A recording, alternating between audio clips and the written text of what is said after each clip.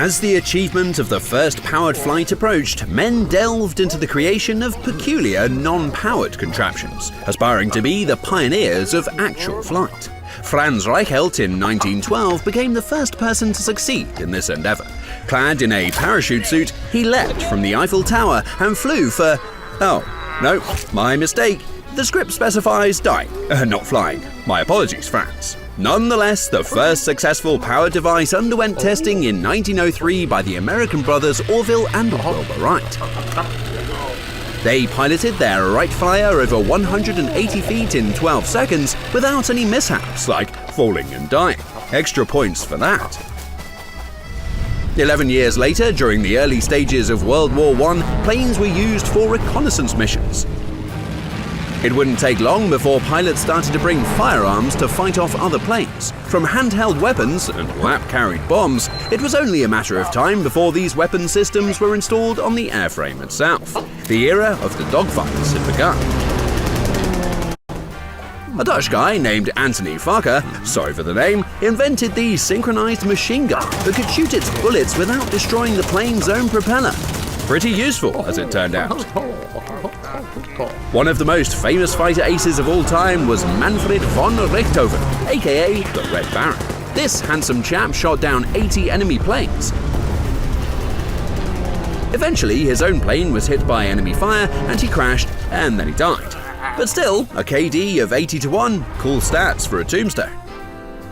After World War I, many new countries joined the arms race to build the ultimate propeller-powered fighter plane. With the outbreak of World War II, there were multiple very capable fixed-wing fighter planes roaming high in the skies of Europe. German Messerschmitt Bf-109 battled against the British Hurricanes and Spitfires during the Battle of Britain. Especially the Supermarine Spitfire was a true match for the German fighters. But besides the superb flying characteristics of the Spitfires, Britain also effectively implemented the world's first integrated air defense system using radar. The Germans, on the other hand, had this guy, Luftwaffe-eating Göring, shouting out inconsistent and confusing commands like some frustrated and annoyed chubby man on a diet. Which he wasn't, on a diet, I mean. So he was frustrated, annoyed, and chubby, just not on a diet. Okay, moving on. On the Eastern Front, the Bf-109 and the Focke-Wulf 190 fighters battled with shitloads of Russian-built Yak planes and the very funny-looking I-16 Donkey planes, which still posed a serious threat for potentially causing German pilots to laugh themselves out of the sky. On the Asian side of the planet, the Japanese carrier-based Zero fighter showed off its dominance in the Asian theater of war. And a bit in Pearl Harbor. Ouch! Sorry, America. However, it wouldn't take long before the lightweight Zero fighter was going to be outclassed. The US carrier-based Wildcat and other superior US aircrafts were hunting down Zero fighters like there was no tomorrow. And for many Japanese pilots, there wasn't one. During the Battle of the Philippine Sea, the slaughtering of so many Zero fighter planes earned the nickname the Great Marianas Turkey Shoot. Later, it turned out the Zero would be most effective just stuffed with explosives and one suicidal pilot. With the appearance of the P-38 Lightning and the P-51 Mustang, the dominance of Allied air power in the Pacific and the European continent would be guaranteed. Despite having air superiority, the Allied pilots still had a reason to shit their pants.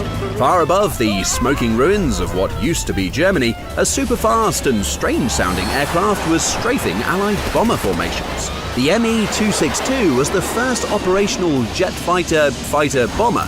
Side note, the bomber thing, Hitler's idea. A bad one, and one of many.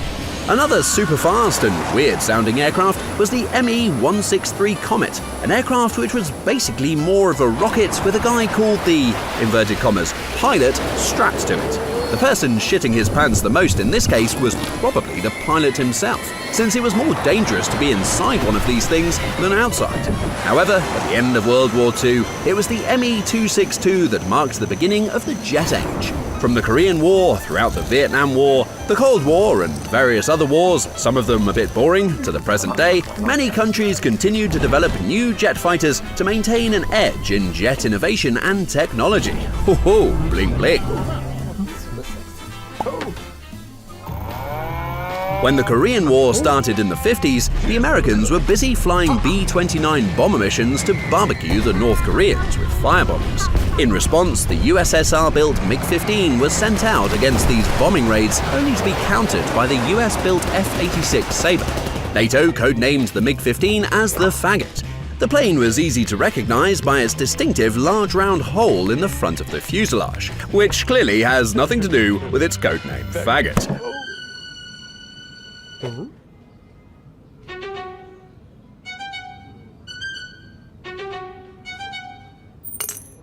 Oh, the name is Fagot. So that's Fagot and not Faggot. Sorry for that. As the Cold War heated up, jet fighters became big players during the Vietnam War, with the US showcasing the F-4 Phantom II, a plane so versatile it could probably make a cappuccino mid-flight. The North Vietnamese kind of ruined this coffee break by placing surface-to-air missiles all over the place, and the Soviets retaliated with the MiG-21, a plane so iconic that it became the go-to reference for every Cold War movie ever made. When the MiG-25 Foxbat was introduced in 1970, the Americans were yet again shitting their pants. Flying close to Mach 3, the Americans believed they were witnessing the most advanced jet fighter to date, until some Russian dude decides to desert and fly a gift-wrapped MiG-25 to Japan, basically into the hands of the Americans. Turns out the MiG-25 was an interceptor and not a multi-role fighter aircraft. And extra bad news for the Russians, the multi-role fighter was apparently the way forward, just not Mach 3 kind of forward, with the compliments of Tom Cruise in his shining F-14 Tomcat. This brings us to one of the best fighter aircraft ever produced. The F-15 Eagle has been in service longer than your mum, and still looks very attractive.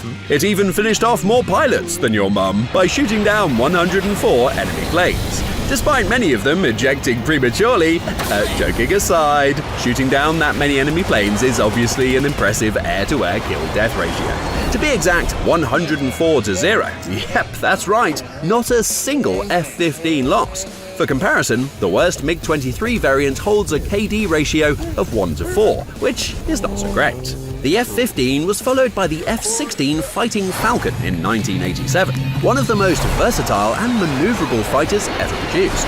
The fighter is also exported to numerous NATO countries and other air forces. Combined with its great adaptability for new technology, this explains why so many F-16s are still in service today.